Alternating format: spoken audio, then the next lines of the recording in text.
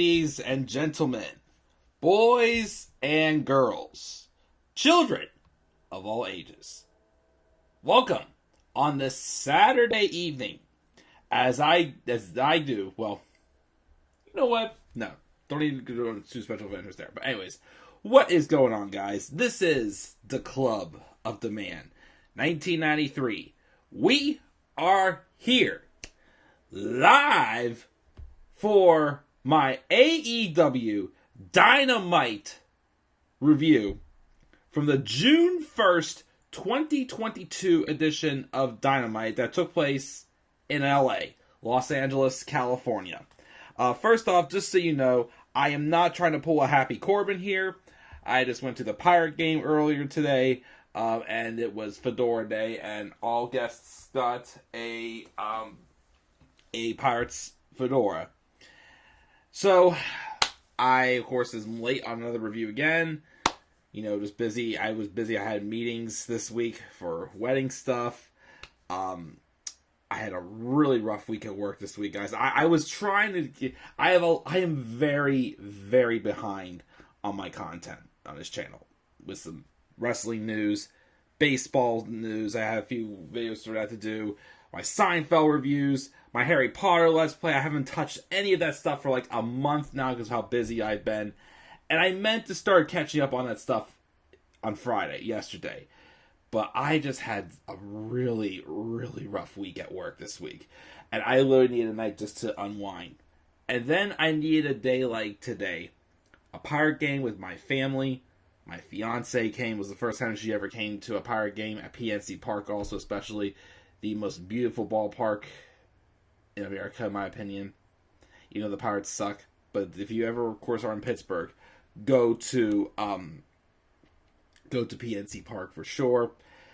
I needed one of those days to get my energy up again. And especially also, I saw my first walk-off win. I even cut my... I went like this, like across my hand or something like that.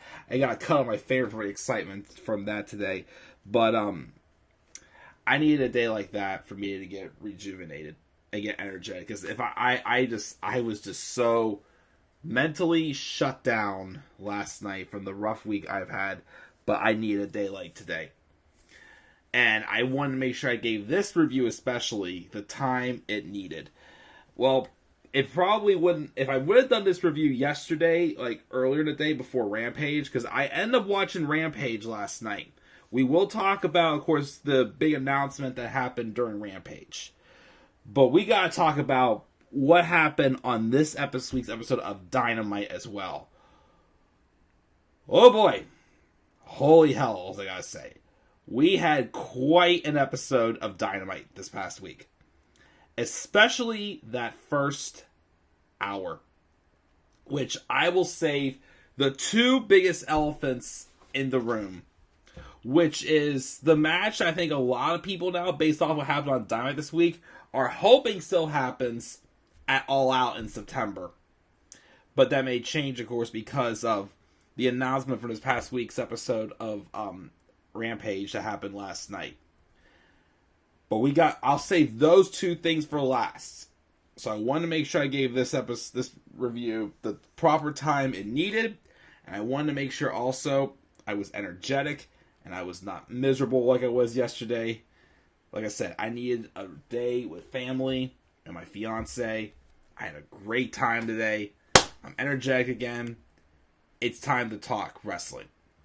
Tyler's in a live chat. He gave his episode a C, but he changed his mind to a C-. That's fine, but unfortunately, Tyler, I loved this episode of Dynamite. I'm sorry, I did. I loved it, especially that first hour. Here's why I will say why I love this episode of Dynamite so much. Not only was I into it, I was watching this episode with my fiance. She was into the moment of the night, which was the pipe bomb of the 20s, I will call it. We'll talk about that last. That and news regarding our AEW World Champion as well. So let's roll in and let's talk about this episode of Dynamite first. From everything else, take out those first two things. So, after the first two things happened, it was announced that Johnny Elite, who was the Joker for the men's Owen Hart Cup tournament, was going to do an open challenge, which I was surprised by that because I had heard rumors that his appearance in the tournament was like a kind of more of like a one-off thing. I heard, but he's back for more. Who answered the challenge? The returning Miro, who seems to kind of more have like a babyface direction again. But he came out there. He looked great. Him and Johnny had an excellent match. And then Miro wins with the game over submission very quickly. So it's definitely very good to see Miro back. I know while he was gone, he did sign a 4-year extension, I believe it is, with AEW. So he's going to be around for quite a while. And like I said, and it looks like it looks like for what I thought they're going to make him into a babyface, which I think they should. You know, again, I thought it was awkward they brought him in, and you know how over he was. He was acknowledging the crowd, especially when they were chanting Miro Day, and you know everything they went through, and you know with Vince McMahon claiming that the whole Rusev Day thing was the crowd making fun of him, which was not true at all whatsoever. Vince just couldn't accept the fact that Miro was probably one of the most over things that he had at the time with Rusev Day. So I still was a little shocked that they had him as a heel, but yeah, it's time to push Miro as a babyface, definitely. But it was good to see it back. I do find it strange, though, if Johnny Elite is really sticking around in AEW, why is he losing his first two matches? A little strange choice there, but oh well. We have that. Then we have the recap of the Anarchy in the Arena. And then the Jericho Appreciation Society comes out with everyone except for Daniel Garcia, who's preparing for his main event match against Jon Moxley. But they come out, and Angelo Parker was on the microphone announcing their domination of the Anarchy in the Arena, and therefore they demand to be appreciated. Matt Menard then screams about how nobody does it better. Jericho says we deserve a Jericho Appreciation Society because they won, but winning is not without a price. They got battered and beaten, and Eddie Kingston poured gasoline all over him, which pissed off Jericho. By the way, also, when they came out, I noticed that Jericho, of course, is now saying shut off the music because, you know, he doesn't want the crowd singing to him. I'm pretty sure at some point they're gonna have, since Jericho's back to being a heel and the crowd is, you know, singing a cappella to Judas, he's gonna have to basically change the theme song, I think so. But then, of course, they also mentioned how Bryan Danielson threatened to kick his fucking head in, but Jake Hager choked him out, and he lost the match. Out came Eddie Kingston with William Regal himself, and Kingston is fighting mad and gets on the mic saying he'll fight all of them right now, but he doesn't care. He hands the mic to Regal and says 3 simple words: blood and guts, which I believe is taking place, I think, the Fallout episode from Forbidden Door on June 29th, I believe it is. But Jericho says he's not getting blood and guts, and he's sick, and the other, and he doesn't want, he's not getting blood and guts, and then he sends the rest of the Jericho Appreciation Society to attack Kingston, who tie him up in knots and beat him down to the floor. But then out comes Ortiz behind him and wallps him with a mad ball before cutting a lock on Jericho's hair and making an escape, which fires up Jericho, and he says, fine, I'll give you blood and guts, but I want something to return. So he then challenges Ortiz to a hair versus hair match, which that'll be interesting to see one of them going bald, especially what if they do have Jericho go bald? That actually would be quite classy. Especially with Jericho involved, I'm definitely intrigued to see what they do with him in this hair versus hair. Will they actually shave Jericho's hair bald? Maybe, who knows? But that'll be fun for when they do blood and guts. I keep saying this, like I said, I'm still not fully as excited about the Jericho Appreciation Society as I am with the Inner Circle, because I just still struggle to get that bad taste out of my mouth for 2.0 and then being Everrise. I will say, though, I will give Daniel Garcia credit in his main event match. Now I was starting to get him a little bit. Just a little bit, but we'll wait and see. We also have a clip of Samoa Joe getting attacked by Jay Lethal, Sonjay Dutt, and Satnam Singh. After his match with Adam Cole on Sunday to continue to attack the bad shoulder of Samoa Joe, we had a car crasher of a match with Christian Cage, Darby Allin, Jurassic Express's Jungle Boy, Jack Perry, and Matt Hardy, which my fiance officially is in love with. Not Jungle Boy, but Jungle Boy's hair. Versus the Undisputed Elite and Hikuleo. And the Undisputed Elite's Bobby Fish, Kyle O'Reilly, Matt and Nick Jackson, the Young Bucks. In a fantastic car crashing match.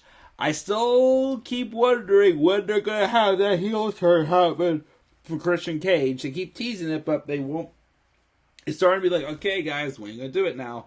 But the heels won, pinning Jungle Boy, which after the match, Christian and Matt help up Jungle Boy, and he and Cage talk a bunch while we get a recap of the tag title match.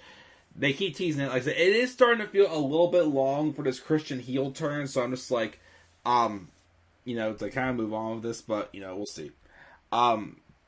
Keith Lee and Shane Strickland are interviewed with a whole entourage of guys that Swerve introduces us all to.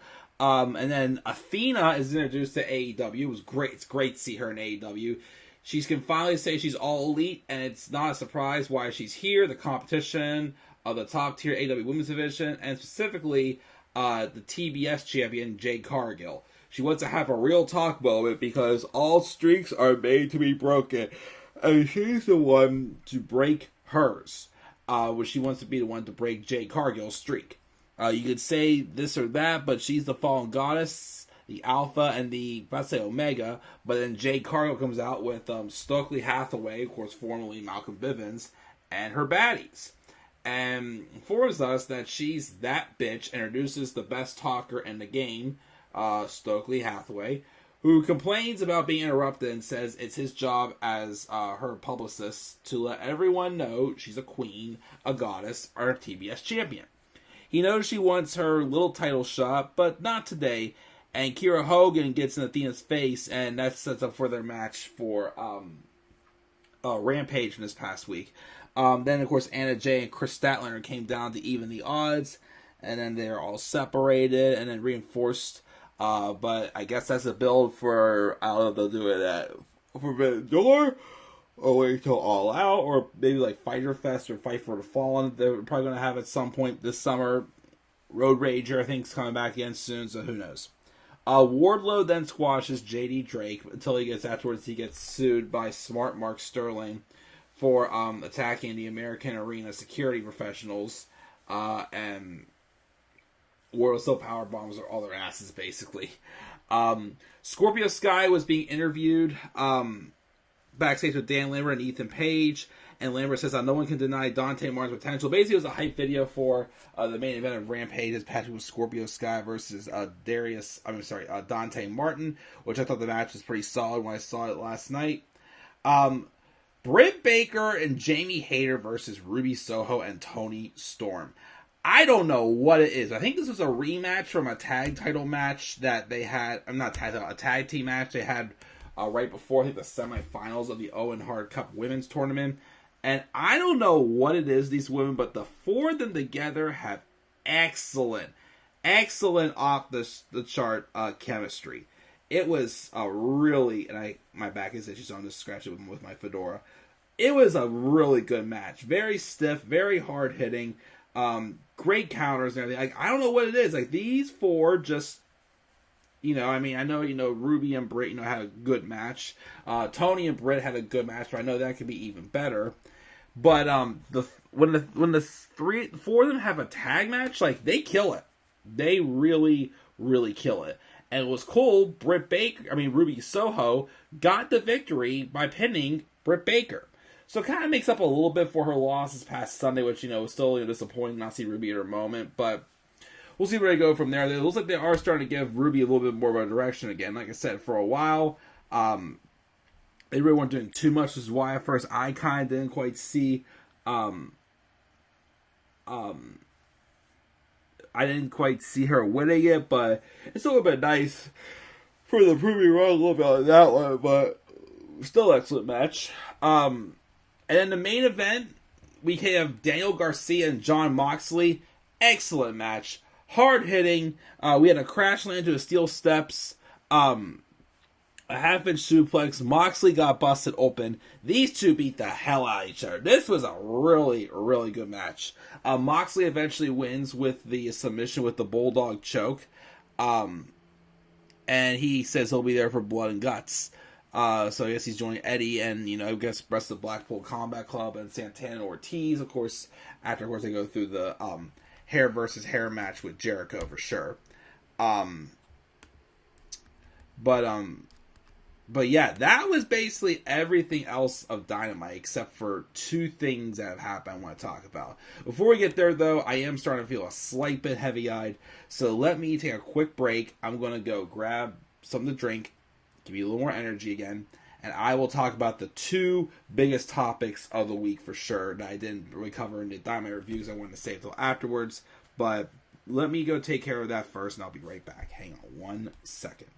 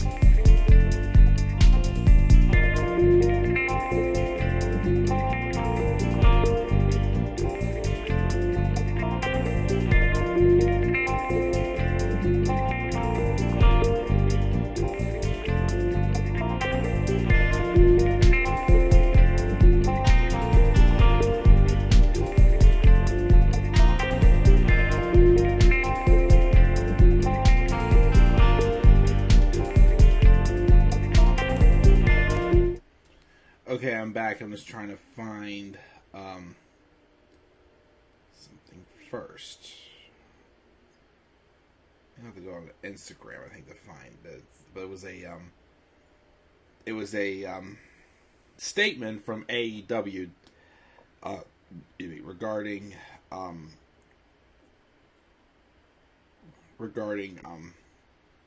the scenario with the TNT champion. I mean, AEW World title. Where is it? Okay, there we go. Alright, so let's get back. Let's talk about two big news that happened within the past few days. Now, of course, if I didn't watch Dynamite, Dynamite, Rampage, I'm sorry, I probably wouldn't be talking about this right now.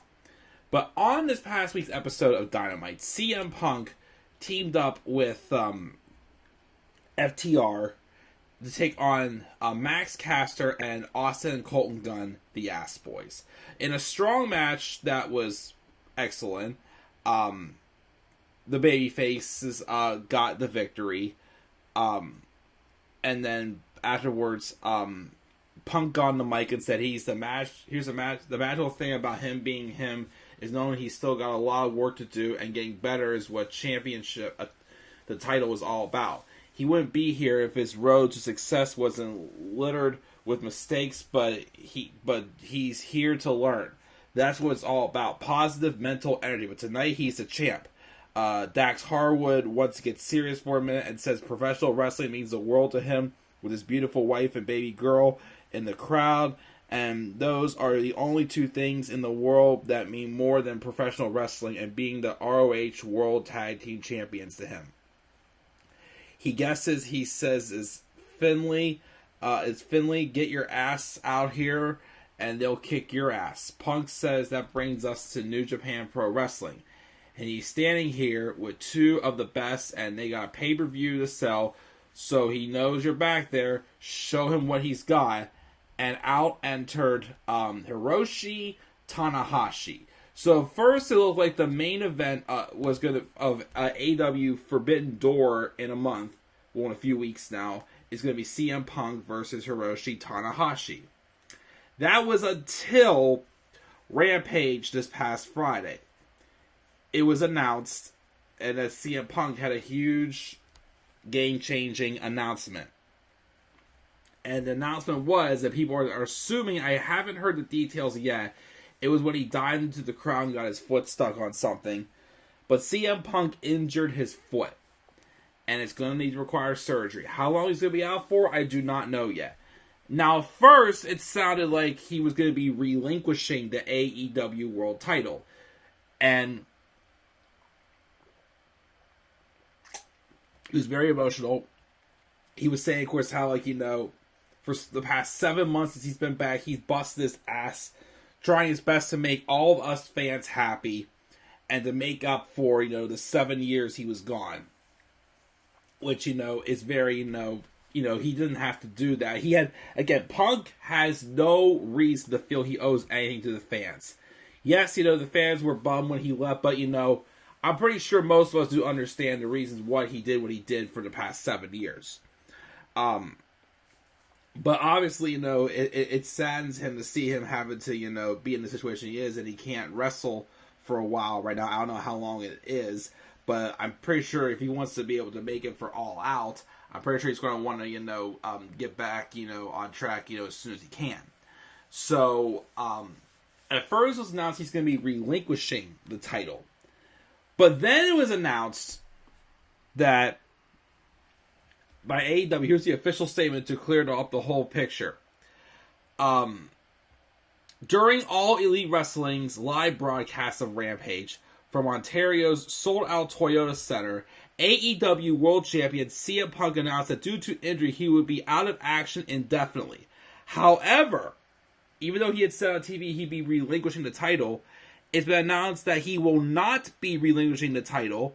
And following development, AEW President and General Manager Tony Khan has announced the AEW Interim World Championship Eliminator Series will begin this Wednesday at AEW Dynamite on TBS. So he is not being relinquished at the title, but they're going to have an interim world champion until Punk gets back.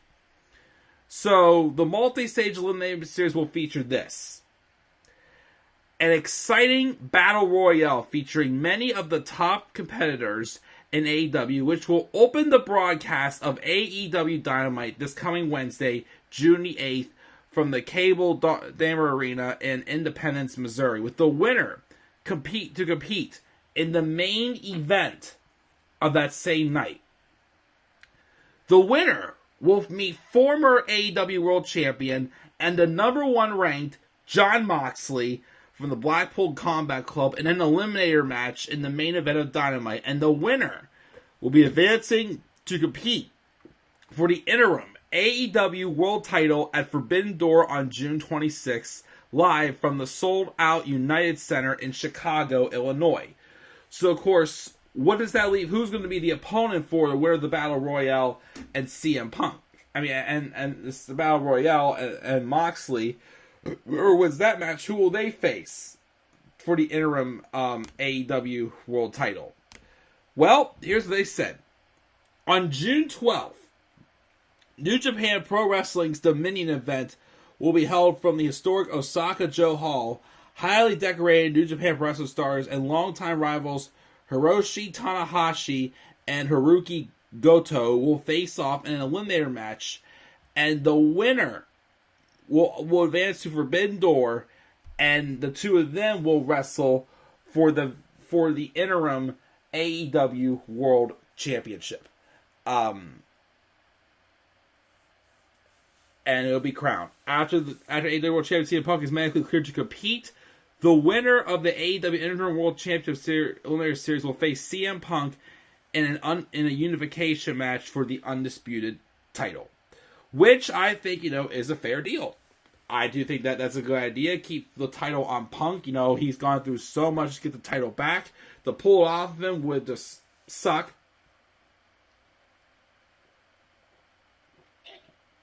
But I like this. We're getting, a world champion in place. It's time for someone else to step up and get a shot. This could be maybe MJF. We'll talk about him in a second. They could put it back on Hangman. They could maybe put it on Moxley or Bryan Danielson. Keith Lee. I think it might be a little too soon for Keith Lee. Samoa Joe. Like Adam Cole. There's so many options they can definitely do with the interim AEW World Champion. It really sucks for Punk, but he was emotional and everything. And when he made his announcement last night, he did say this is just a bump in the road. It's not the end for him. So I'm hoping. A lot of people are saying I'm hoping he'll be good to go for All Out in September. I think he would really want to be there. He's sadly going to miss Forbidden Door. We're not going to have Punk versus Tanahashi, but I'm pretty sure they have a great backup plan in place for who they'll substitute him with.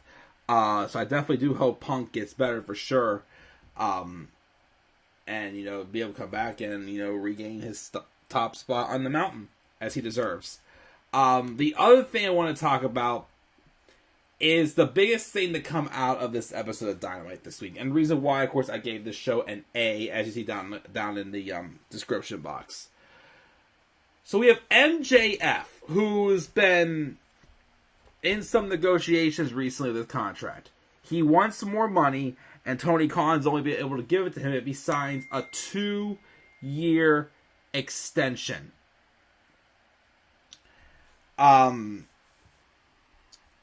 So I'm wondering, because apparently the day after Double or Nothing, the show that MJF almost did not show up for, as he no-showed at the Fan Fest and meet and greet session this past weekend, which started up all this buzz. MJF cuts this promo, and I'm going to read it word for word. He comes out and says, first he came out, he had asked for his music to be cut. He says, if you want to talk, he'll talk. He rips his scarf off and mentions, but this isn't MJF talking, this is Max Friedman talking. He mentions how lots of executives are here. It would be a real shame if something bad happened. Real embarrassing, and speaking of embarrassing, Tony Khan has been trying real hard to make a sit-down happen, but it's too little, too late. When this company here started, everybody got handed stories except for him. He created moment after moment, but he claims he got no respect. No one is on his level, and everything he touches turns to gold. He hits grand slams on a weekly basis, and all the other boys settle for being great, but he has to be perfect, because he's 26 and consistently held under a microscope, because he's the only one who can carry this company on his back like he has for months. He asks where the fans were this whole weekend when they were calling, because some fans were cheering, some were clapping him. But he asked, though, those of you who are cheering, where were you guys this weekend where you're calling me an unprofessional piece of shit? And if you want his spot, you can have it, because he doesn't want to be here anymore. He says we call ourselves fans, but we're actually uneducated marks, sitting on our phones, tweeting our opinions, but we don't know shit. Which, he's got a point. Everybody's very opinionated, of course, in the wrestling industry, as I've mentioned for several months as well. Our opinions suck and change at the drop of a dime. We pretend that he sucked in the ring for a long time, and why? Because he doesn't pretend to watch New Japan or dump his opponents on their heads, which the crowd got a little popping on that. He is the best in the world. He's not going to pretend otherwise. He's a generational talent, and we take him for granted. But it's not just the fans, it's the big man in the back. And of course, here is everyone's favorite part. And let me say this also. I am very, very surprised MJF did not say anything about Cody Rhodes. Because if anything, we would have made this promo even better than it was, is for him shooting on Cody Rhodes as well. Because Cody Rhodes has caused some sort of a movement recently that I'll talk about another time. But he says the second biggest minute-for-minute draw in the company asked Tony that he believes is him. But he says Tony doesn't want to pay the man who's been working here since day one. He wants to hoard all that money and give it all to the new ex-WWE signings who can't even lace his boots. And then he said maybe Tony Khan would take him more seriously if he was an ex-WWE star. You cannot tell me Tony Khan didn't allow him to say that without giving him more money. You cannot tell me that, because why on earth? I mean, I said this, in the video, in Double or Nothing review, when I talked about MJF, no showing for the meet and greet session in Vegas. Again, MJF, the reason why it's so hard to determine this is a work or a shoot is because even if MJF is not on the show at autograph signings and meet and greets, he literally stays in character. Like I said, we think MJF at this point, he's basically another guy who works at that restaurant I talked about before. I see it in Vegas or San Antonio, a few places I've been to. But Dick's Last Resort, where basically the waiters are supposed to insult you. MJF, even when he's just being himself, meeting fans, he is still staying in character, which is unreal.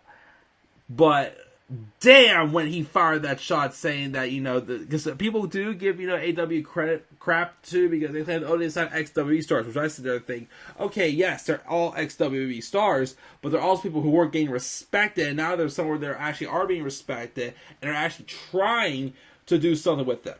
Yes, not going to deny it, there's been some strikeouts, there's been some people that, have come in and just, they're not the spot for them, basically.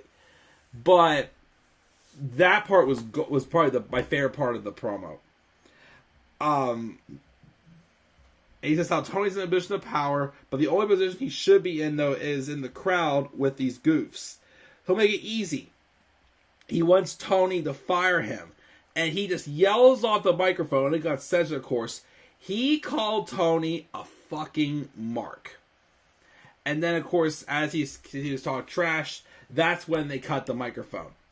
Basically, the opposite of, like, you know, of a CM Punk promo.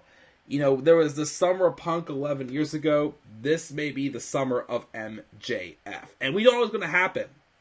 Again, especially with Punk getting hurt, that could leave the door wide open to put the title on MJF, who definitely needs to be a world champion at some point.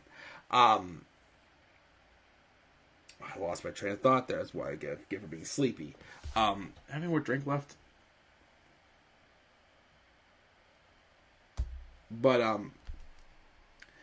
But yeah, so the thing is also is MJF was removed from the AEW roster recently as well.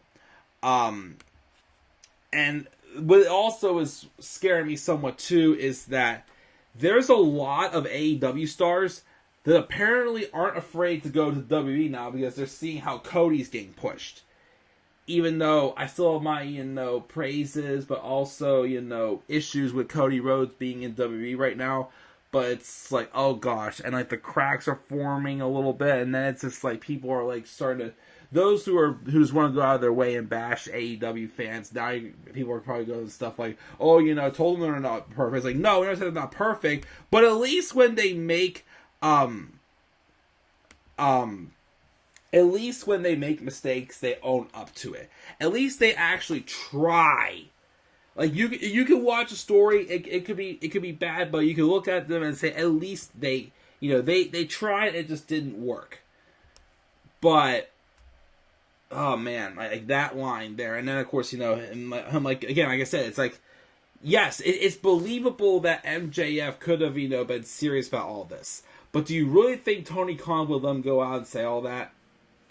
So, I don't know what the future holds for MJF. Again, he's not on the roster. Could be a story thing. Could he be for real leaving and going to WWE?